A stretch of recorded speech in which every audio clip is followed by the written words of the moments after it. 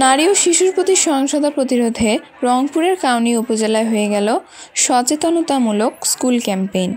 এই আয়োজনের প্রতিপাদ্য ছিল নারী কন্যা সুরক্ষা করি, সহিংসতামুক্ত দেশ গড়ি। উপজেলার মোফাজ্জল হোসেন সরকারি মডেল উচ্চ বিদ্যালয়ে আয়োজিত এই ক্যাম্পেইনে কমিউনিটি ডায়ালগ, পথগান, পথনাটক ও সাইকেল শোভাযাত্রা অনুষ্ঠিত হয়।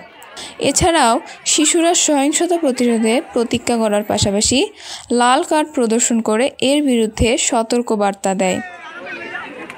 নারী নির্যাতন প্রতিরোধ পক্ষ উপলক্ষে উপজেলা মহিলা বিষয়ক কর্মকর্তার কার্যালয় এই ক্যাম্পেইনের আয়োজন করে।